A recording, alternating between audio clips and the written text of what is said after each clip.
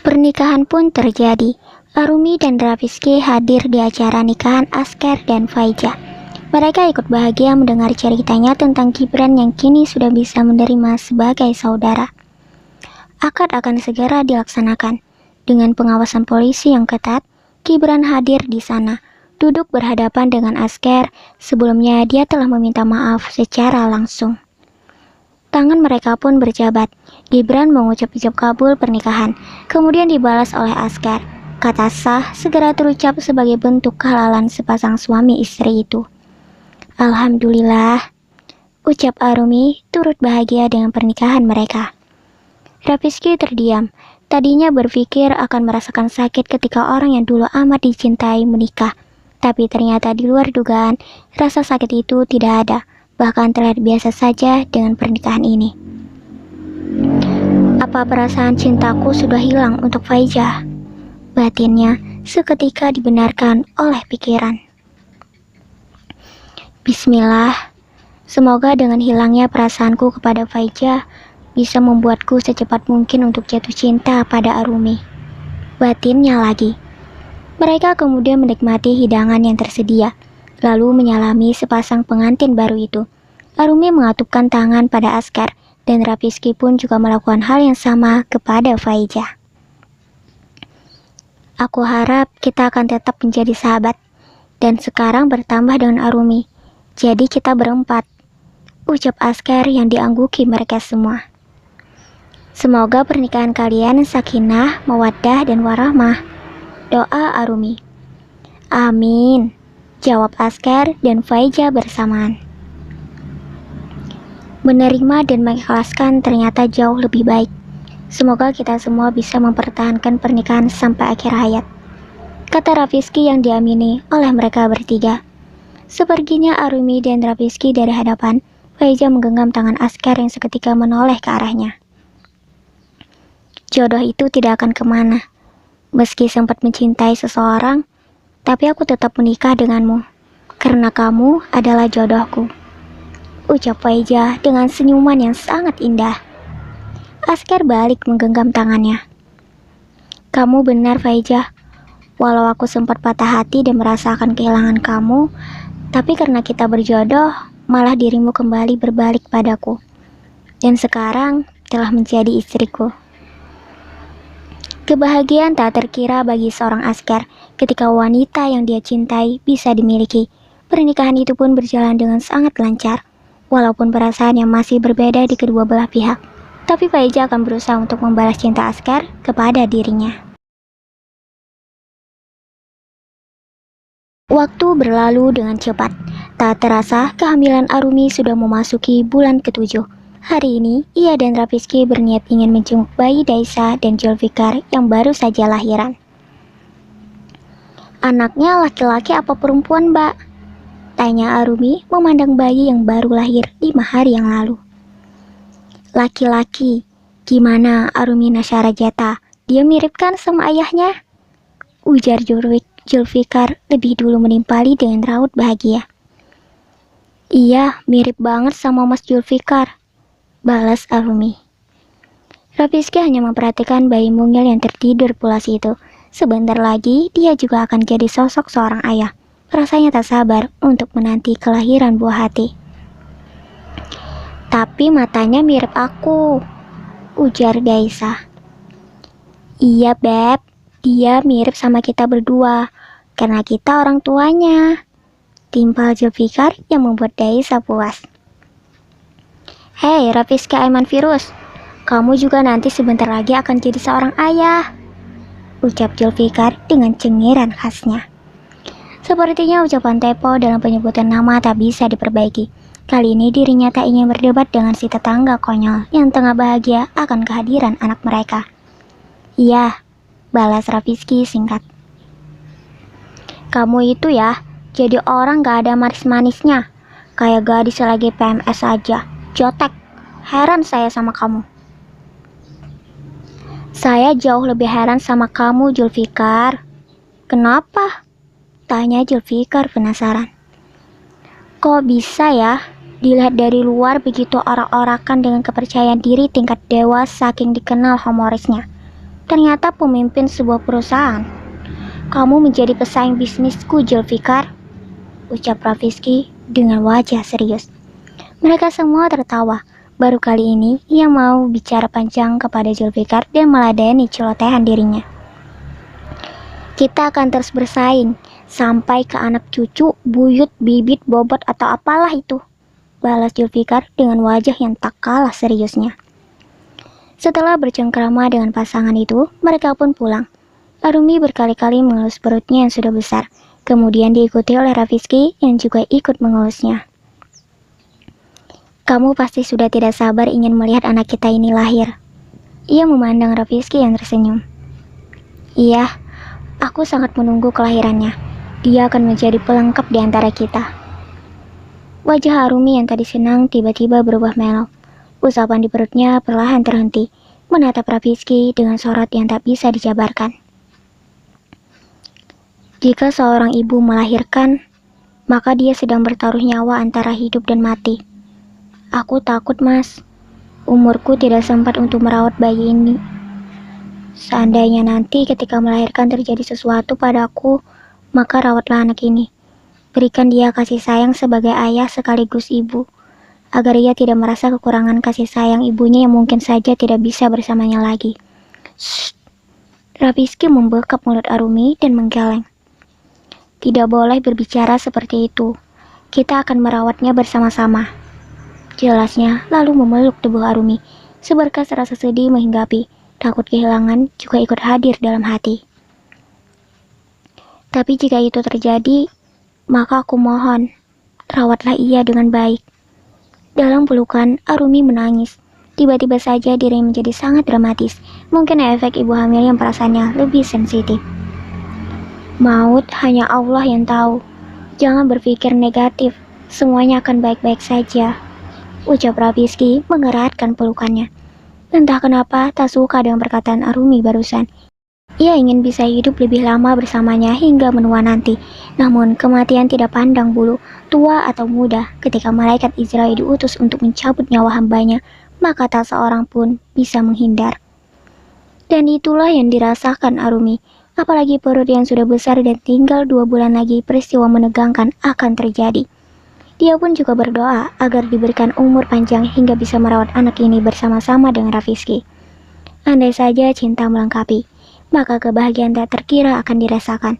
Arumi hanya bisa memendam keinginannya, karena sudah janji tidak akan mengungkit lagi persoalan cinta di hadapan Rafizky. Meski dirinya lah yang harus menunggu dalam ketidakpastian. Sampai kapan? Sampai kapan cintamu akan terpupuk untukku? Hati Arumi berbisik. 8 bulan kemudian, mereka mulai membeli perlengkapan bayi yang sudah diketahui jenis kelaminnya dari hasil USG. Dokter menyatakan jika kemungkinan anak mereka berjenis perempuan. Setiap kali kontrol ke rumah sakit, Rafizky selalu saja menemani. Bahkan ketika pekerjaan di kantor sedang sibuk, ia tetap menyempatkan waktu untuk memeriksa perkembangan janin secara bersama-sama.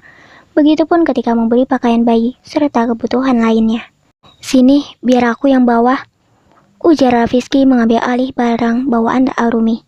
Memasukkannya ke dalam mobil, tak lupa juga membukakan pintu untuknya. Perhatian lebih itu membuat Arumi merasa sangat bahagia. Sepanjang hari ini, mereka memikirkan setiap persediaan untuk melahirkan, sekaligus menyambut bayi mereka. Mulai dari kamar Rafizky yang kini sudah berubah jadi lebih manis dengan pernak-pernik bayi, begitupun warna cat kamar telah dirubah menjadi lebih terang. Malam harinya, kebiasaan memijat kaki Arumi menjadi rutinitas tersendiri untuk Rafizky. Kedekatan yang semakin terjalin dari hari ke hari, membuat mereka seperti tengah pacaran. Benar, pacaran setelah menikah jauh lebih indah, dan juga menghindari dari kemudaratan. Kamu jangan terlalu lelah, apalagi bobot tubuhmu makin besar, pasti kesulitan untuk bergerak bebas. Selesai memijat kaki Arumi, Rafizky mencubit pipinya yang terlihat sangat tambam. Namanya juga hamil, Mas. Makanya perempuan itu istimewa. Untuk itulah seorang suami harus mengerti betapa susahnya dia ketika mengandung, melahirkan, menyusui, lalu kemudian mendidik. Apalagi seorang ibu adalah madrasah pertama untuk anaknya. Balas Arumi kemudian mencium pipi Rafizky dengan cepat, lalu segera berbaring dan tidur membelakangi. Kamu itu cuma berani mencium pipi suaminya, lalu kemudian ngumpet kayak gitu. Kenapa, Malu? Tanya Raffiski terkekeh, sedangkan Arumi hanya mampu tersenyum di balik selimut. Berangsur waktu, semua semakin terasa ada yang berbeda. Mungkinkah ia sudah jatuh cinta? Tapi untuk sekarang, Raffiski tidak mau mengatakannya. Terlebih dulu harus meyakinkan jika itu benar-benar cinta. Karena takut jika seandainya bukan cinta dan dirinya sudah terlanjur mengucapkan kata itu, maka akan berpotensi menyakiti perasaan Arumi. Ia benar-benar sangat menjaga perasaan istrinya.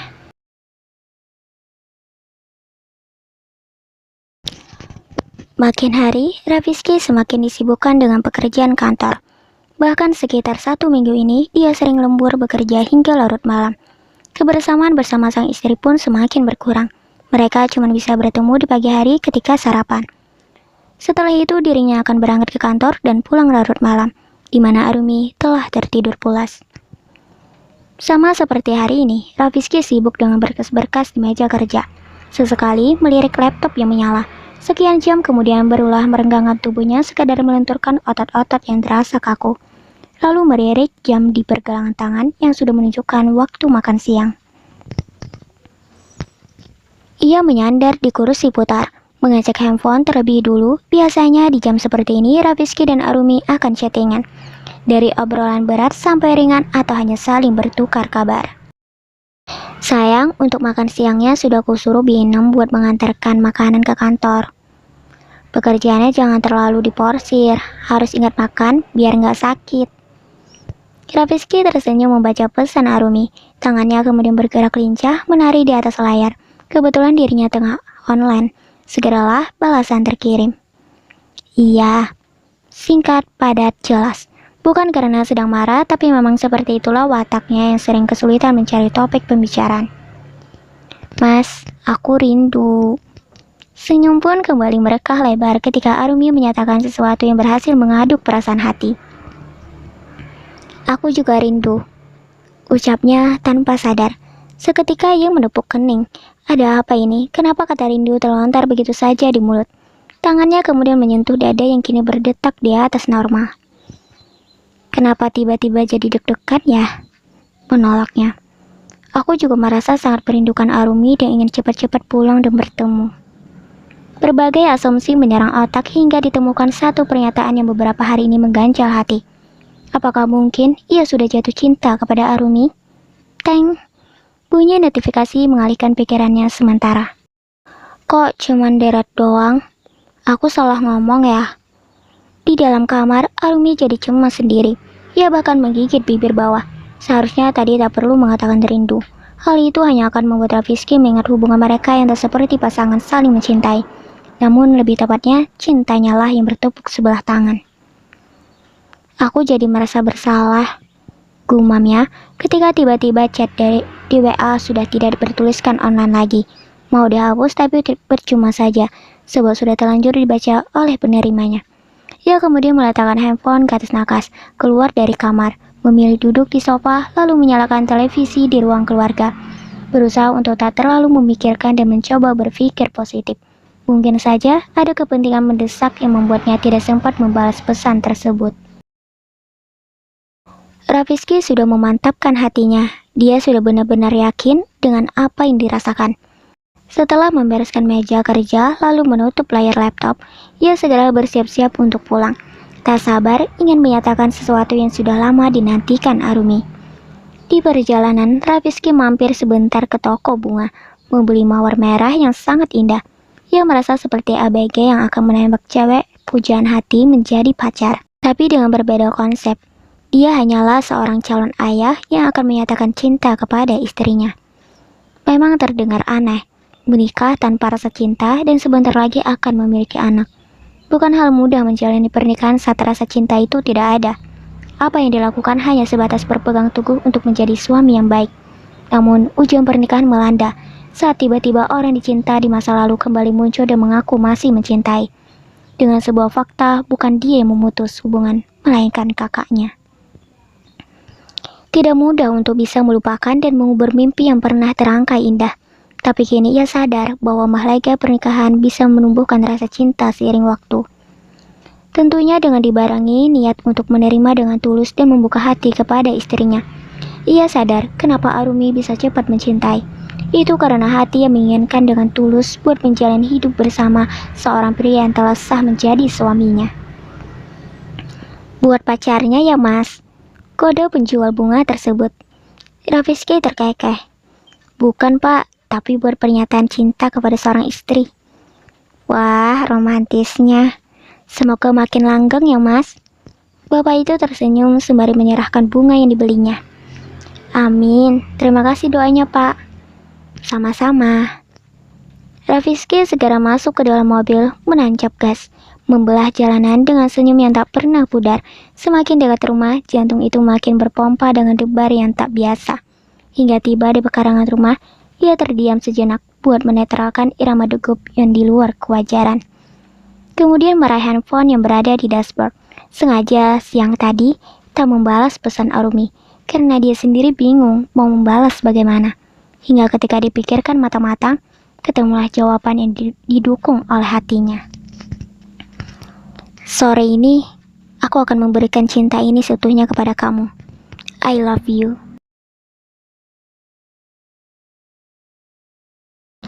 Arumi yang merasa bosan menonton televisi, memilih tidur di kamar karena rasa ngantuk yang datang. Begitu mendekati sholat asar, ia baru terbangun, lalu menjalankan rutinitas mandinya ke dalam kamar untuk membersihkan tubuh. Setelah keluar, aroma wangi menyerowak dengan wajah yang terlihat lebih segar. Lalu memilih pakaian. Ketika azan asar berkumandang, barulah dia melaksanakan sholat. Setelahnya menyisir rambut yang basah di depan meja rias. Memakaikan krim ke wajah, baru kemudian meraih ponsel di atas nakas. Yah, belum dibales. Apa mungkin Mas Rafizky benar-benar marah? Ia merasa tak enak, serasa bersalah. Tapi mau bagaimana lagi, tak sengaja. Karena sungguh, dia sendiri memang sangat merindukan Rafizky dengan kebersamaan mereka yang sekarang jarang bisa menghabiskan waktu bersama-sama.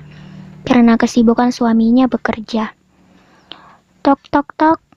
Suara ketukan menghentikan aksi melamunnya.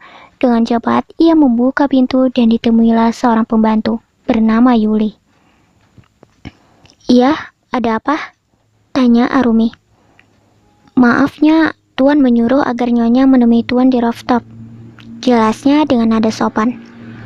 Mas Rafizky sudah pulang. Ia mengernyitkan kening. Iya, marinya saya temanin buat ke rooftop. Karena Tuan berpesan agar Nyonya jangan naik tangga sendirian. Takut kenapa-napa dan harus hati-hati. Gitu katanya. Yuli menatap majikannya dengan tersenyum ramah. Ia menggeleng, menurutnya ini sudah terlalu berlebihan. Timi membuat senang dan puas, Arumi menurut saja. Dengan rambut terurai, ia berjalan menuju rooftop. Memang tidak memakai jilbab ketika berada di rumah, kecuali kalau ada laki-laki yang bukan mahram. Sedangkan para pembantu yang beraktivitas di rumah semuanya perempuan. Dan sekarang yang ia temui adalah suaminya sendiri. Jadi tak mengapa kalau tidak memakai kerudung. Arumi, panggil Rafizky pelan. Ketika Yuli sudah tak ada. Ia mendekat dengan tangan kanan disembunyikan ke belakang tubuh. Tersenyum dan terus menatap Arumi yang nampak kebingungan. Ini ada apa mas? Merasa heran memperhatikan ekspresi wajah Rafizky yang begitu bahagia. Angin sepoi berhembus ke arahnya. Rambut hitam legam itu tertiup angin, semakin memancarkan pesona Arumi yang terlihat sangat alami. Rafizky berjongkok, meletakkan satu lutut hingga menyentuh lantai, sedang yang satunya lagi bertekuk. Bunga mawar cantik untuk orang yang aku cinta. Ucapnya sukses membuat Arumi terperanjat. Rafizky menyodorkan bunga mawar ke arahnya, menatap lekat iris mata pemilik yang berhasil mencuri hati. Apa katanya tadi? Cinta? Rasanya seperti ada yang berkeliaran di dalam perut, bagaikan kupu-kupu yang berterbangan dan menggelitik ulu hatinya. Arumi Nasyarajata, hari ini Rafizky Aiman Firas menyatakan cinta kepadamu. Air mata menetes, ia membekap mulutnya saking begitu terharu. Pengharapan yang selama ini dilangitkan telah diakhiri. Titik temu pembalasan cinta sudah diutarakan, di tempat yang sama dan kata yang hampir sama. Aku benar-benar telah jatuh cinta kepadamu Arumi. Maafkan aku karena membuatmu menunggu terlalu lama. hanya untuk memastikan rasa cinta ini. Dan sekarang aku telah yakin, jika diriku memang mencintaimu. Senja menampakkan diri, memperindah pemandangan akan dua insan yang mengumumkan diri saling mencintai. Sebuah angin begitu sejuk terasa, tidak ada kata-kata yang bisa diungkapkan selain bahagia. Hari ini, cintanya terbalas. Setelah mengalami berbagai masalah dan penantian panjang hampir 1 tahun, 3 hari lagi adalah anniversary pernikahan mereka. Terimalah mawar ini sebagai perwakilan cintaku yang begitu menggelora. Warna merah ini menandakan tentang hatiku yang telah terpikat olehmu. Durinya adalah sebagai bentuk perlindungan. Akulah yang akan selalu menjadi pelindungmu. Dan wanginya adalah kamu, bidadari yang harus kujaga agar tak kehilangan dalam genggamanku. Aku berjanji akan setia kepadamu sampai akhir hayat. Bahkan ketika di akhirat kelak, aku akan meminta kepada Allah untuk disatukan kembali denganmu. Kamulah kekasih halal yang aku cintai. Arumi menerima bunga mawar itu dengan tersenyum bahagia. Rafizky berdiri, mengusap air matanya, lalu memeluk erat. Terima kasih ya Allah, Engkau telah membolak-balikan hati suamiku hingga cintanya telah kumiliki. Kini, perahu cinta Rafizky yang terombang-ambing di tengah lautan telah menemukan tempat untuknya berlabuh dan menetapkan diri. Bukan hanya sekedar singgah, tapi akan menjadi penghuni setia yang tak akan berpindah ke pelabuhan lain.